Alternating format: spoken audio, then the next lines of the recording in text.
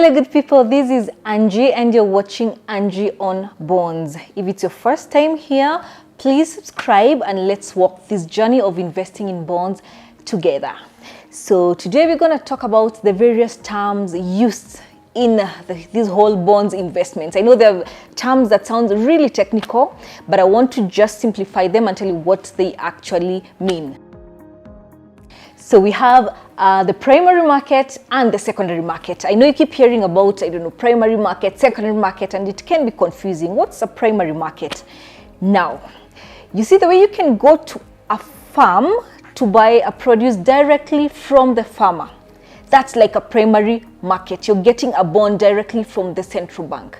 Now, if you don't want to go to the farmer, what do? You go to a market like Marigiti and Githurai market. You go to a market to pick the same produce, but this time you're not picking directly from the farmer. You're picking from the brokers. That is a secondary market. Even in bonds, there's a primary market where there's a new auction announced and you're able to buy directly, or you can go to the brokers and you're able to get the bond from the secondary market. And when I say brokers, I'm talking of banks, investment banks, and all those. So yeah, that's the main difference between a primary market and a secondary market. Remember, at primary market, it doesn't come at a premium, but at a secondary market, there's someone who's already bought that bond and wants to sell to you. So it will come at a slightly higher cost. Another term, coupon. What is coupon? Coupon is the interest you get once you invest in a treasury bond. When you're buying a bond, they tell you what amount of interest you are expecting to receive per annum, per year. That is coupon. It is fixed. Once a bond is issued, the coupon is fixed. So if it's 14%, you calculate the amount you have invested. If you bought a bond worth 100,000, you multiply the 14% times the 100,000. That is the amount you'll be getting every year. Remember, coupon is paid twice. That is the same coupon now will be split twice, but it's a coupon per annum. That's what coupon means. Then we have IFB, FXD. I know you've heard about, there's an IFB bond, there's a FXD bond. Just in case you're wondering, IFB is the infrastructure bond. FXD is the fixed income, the normal ordinary bond. Remember, IFB is tax-free. IFB infrastructure bond, which is tax-free, which is what most people wait for because, it's tax-free, so you get much higher return. FXD is the fixed income interest bonds. They are taxable at 10% or 15%. So that's the difference, IFB or FXD, just types of bonds. When you are told about a duration of a bond, that is how long the bond will take to its maturity. Remember, the shortest you have is 2 years. You can go as long as 25 years or even 30. So the duration is a bond is the amount of time you need to hold on to that bond before it matures. So if you're holding it to maturity, the duration of it could be 17 years like the recently issued IFB. It could be 20 years, it could be 5 or 2 years. That's the duration of a bond. What is maturity of a bond? So maturity is when a bond, ikiiva, when a bond matures, that is at the end of the duration of that bond, and you receive your money back, the money you initially invested, and the bond has already matured. So you're no longer holding on to a bond. That's the maturity of a bond. Let's say a bond is 17 years. So after the 17 years, after you buy that bond after 17 years, what happens is that bond matures and you get back your initial investments. That's the maturity of a bond. Value date. Whenever there's an auction in the prospectus, you'll get to know of the value date. What is this value date that they keep talking about? It is the date that you expected to make a payment once your bid goes through. They state there's an auction open up to this date, and after the auction closes, you're meant to make a payment by this value date. So value date is the date by which you should have made your payment for the bond, for you to get the bond and give the money that you're lending to the government. That's a value date. What's an auction? So there's an auction for bonds every single month. So an auction is an auction. An auction is whereby you have a bond that the government wants to sell. They want to borrow and they want to float things called bonds. and they invite many bidders, many people that want to buy that bond. So that whole process of they're inviting bidders, this person is coming in at this interest, wants this bond at this interest, another one places this interest, another one places a bid for this same bond at this interest. But the people placing these bids, please remember, the people placing the rates, stating a rate, are big bidders in the tunes of 100 million to billions. Those are the people who come and say, okay, I want this IFB, but I want it at 15%. No, I want it at 16%.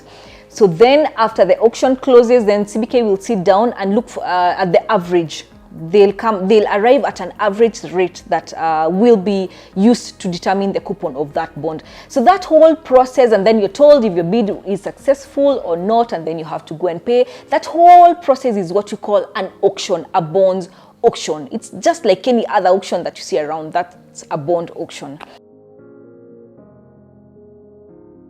And what is a redemption? A partial redemption.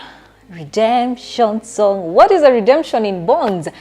So this is whereby, and you'll find it mostly in IFBs. It's a clause stated in the when there's an auction.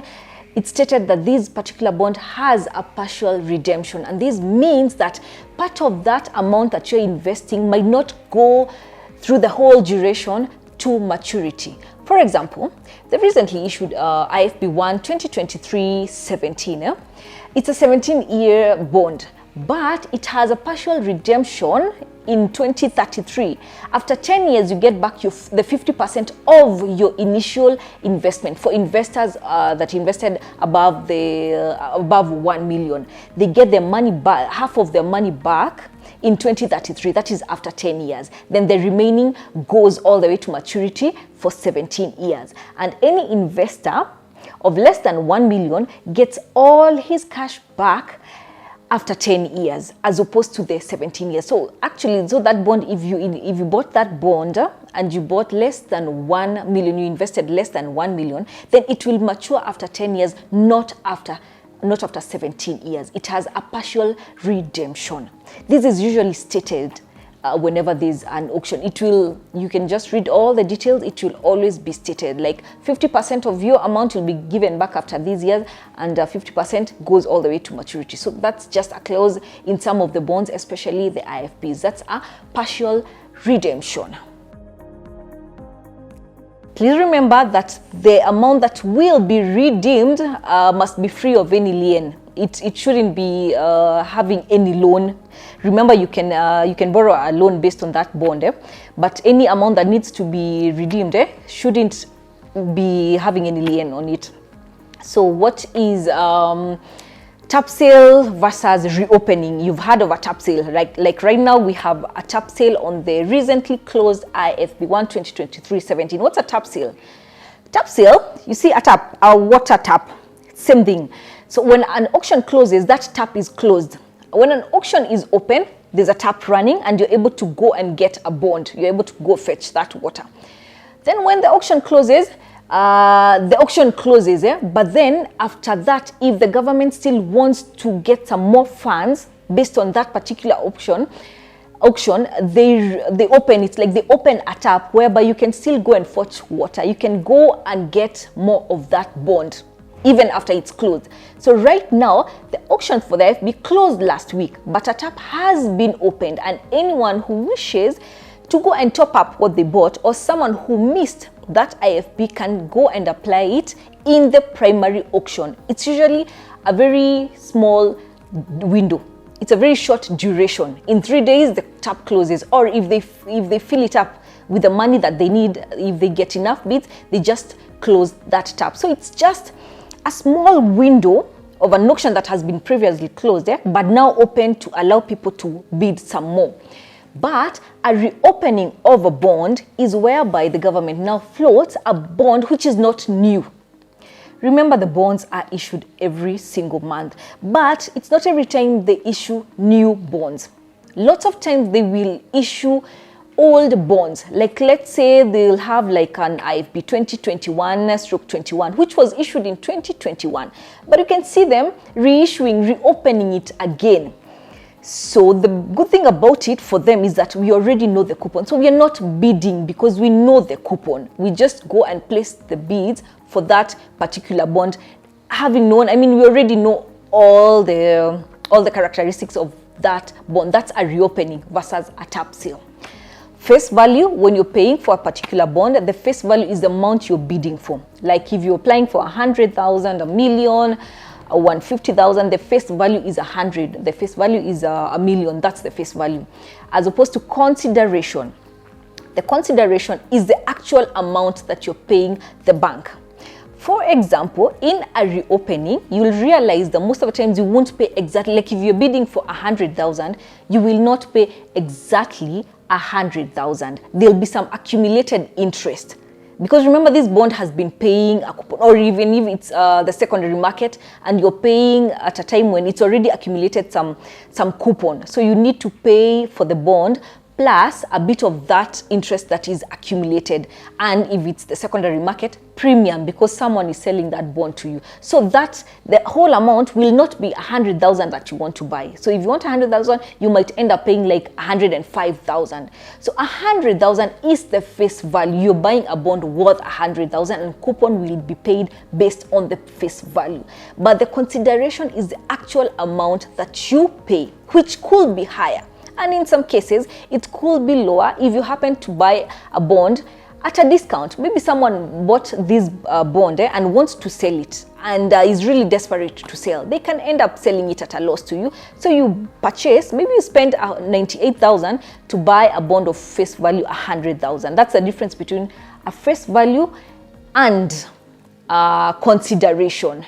So these are some of the terms that are used in the bonds market, and we'll keep talking about more terms as we progress with the episodes in Angie in Bonds.